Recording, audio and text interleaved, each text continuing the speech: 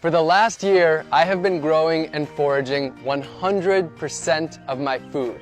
No grocery stores, no restaurants, not even a drink at a bar.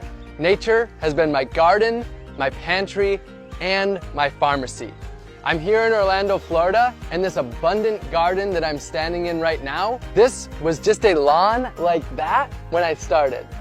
I don't own any land, so to grow my food, I met people in my neighborhood and I turned their front yards into gardens and shared the bounty of food with them.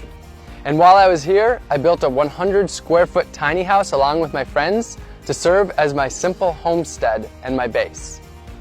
In my gardens, I grew over 100 different foods, dozens of different greens packed with nutrients, sweet potatoes, yam, and yucca for my caloric needs, delicious fruits like papayas and bananas, pumpkins, carrots, beans, and beets, so many vegetables, and herbs and peppers to flavor all of my meals.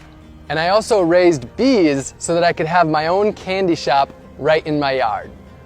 In addition to the huge bounty from my garden, I foraged over 200 different species from nature. I harvested my salt from the ocean simply by collecting it and boiling it down. I got my caffeine from the native Yaupon holly tree. Not only was I my own grocery store, I was also my own pharmacist. I grew fresh turmeric and ginger right in my gardens. I harvested wild elderberries to make elderberry syrup to prevent cold and flu. I harvested reishi mushrooms and different medicinal teas, and also grew moringa, also known as the vitamin tree. I cooked up dozens of different healthy meals, fermented veggies to make sauerkraut, and made delicious beverages like honey wine and ginger beer. I whipped up delicious desserts and ate the healthiest of my entire life. And I even grew my own toilet paper. This project wasn't just about growing and foraging all of my own food though.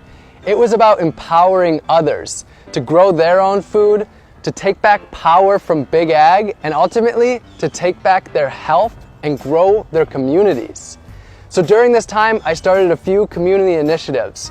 We built 15 gardens for the people, planted over 200 community fruit trees, and sent out over 5,000 free seed packs to help others grow their own organic, healthy food. And I taught dozens of free gardening classes in my gardens to the people in my community.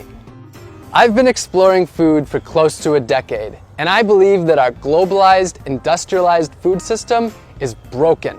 This was my quest to see if I could step away from big ag and grow and forage every single bite of my food. I'll be honest though, I do have an agenda. I want you to question your food.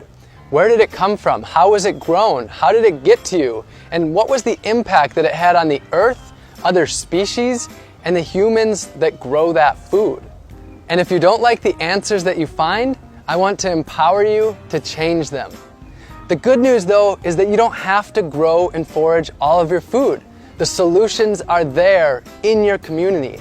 You can grow a little bit of your own food, maybe an herb garden on your windowsill, or some pots of tomatoes and basil on your balcony, or a raised bed in your front yard.